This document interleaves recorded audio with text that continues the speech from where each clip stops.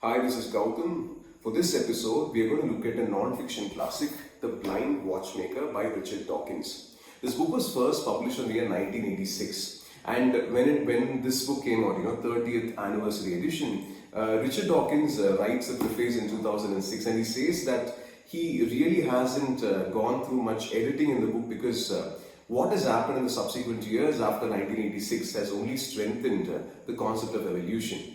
Now, this book is an aggressive attempt to explain the concept and the importance of evolution to the general reader. He writes with such flair and language that he is able to drive home complex concepts in simple terms. For example, at the start of the book, he does agree that what we consider as normal and simple are actually complex designs. For example, he gives the example of human eye. Eye is a very complex organ if you look at the human anatomy, and he also talks about how complex the physiology of several organisms are. For example, let's take the example of how bats find their way when the light is absolutely absent through the process of echolocation. We also see that in dolphins. Now, echolocation is a complex physiological process. So when you look at even an organ like eye or the process of echolocation, you might be tempted to acknowledge that,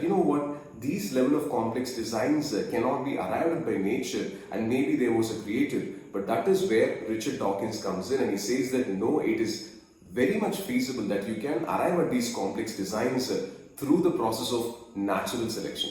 He uses simple examples to demonstrate how randomness can actually create meaningful events. For example, if you design a computer algorithm, how many turns does it take to create a meaningful sentence, a sentence of your choice? For example, if there's going to be, let's say, 15 words in the 15 letters in the sentence, then or maybe 5 words, then how many rounds of random events does it take to create a meaningful sentence? And if you think about it, given the size and time of the earth, there is a lot likely possibility that you will be able to create meaningful organisms even if the chance is extremely less. He also tries to explain how complex designs can be arrived at by simple events. For example, he explains through computer biomorphs. So if you have a single line and let's say you have two nodes on either side, and if they branch out and you provide the number of +1 or -1, and from these two branches subsequently, if you have division again, +1 and -1, through different combinations of +1 and -1, you'll be able to create complex designs. So starting from a single line, you can create very interesting patterns. There are the designs are given in the book, how he's able to arrive at such conclusions. So using these examples, he's able to drive the point home quite convincingly that you can make meaningful things starting at simpler ones. The chapters proceed to explain complicated concepts like convergent evolution, and that if there are going to be similar climatic, natural vegetation and soil conditions, you will be in a position to provide opportunities for evolving similar organisms, and how sex selection works and all those concepts. Richard Dawkins finally concludes that the developments in molecular biology and genetics, which is quite skyrocketed with the development of computing power in the last 15 to 20 years or so, which actually contributes to the fact that we are in better position to create organisms of our choice, and that is artificial selection. But it only proves acknowledges the fact that evolution is something which can naturally happen. Now, I wouldn't say that there were completely no problems with the book. There were 2 chapters. If you want me to specify, there was one chapter trying to calculate the mathematical probability, how possible or how probable that evolution can randomly occur, which was quite exhausting to read. And there was one more chapter on sex selection, how females choose their males, and even that based on positive and negative feedback. And reading the chapter, really did not.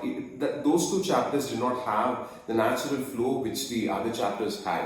And the second problem is this. See, there are 2 ways in which you can try to write about evolution. One is the fascination associated with science and biology, and at the same time, you can have a jab at religion Of course, Richard Dawkins is a militant atheist, which familiar readers would know. You can take a jab at Christianity, take a jab at religion, and then say that this is pointed out by theology and religion, which is not really scientific, but science is able to explain this. So if you take these two methods, when you write for the love of science, the flow is natural, and when you want to bash religion and then say that science is better, there are few paragraphs like that, and that really doesn't sit well with the flow. It kind of, it was like you're watching a video and then there were certain buffers. So except for these two problems, this is definitely a good book to read. So do try this non-fiction classic, because it's quite difficult to convey the concept to the general reader, and I think Richard Dawkins has succeeded in that. At least for that, you should try this book out. Bye for now.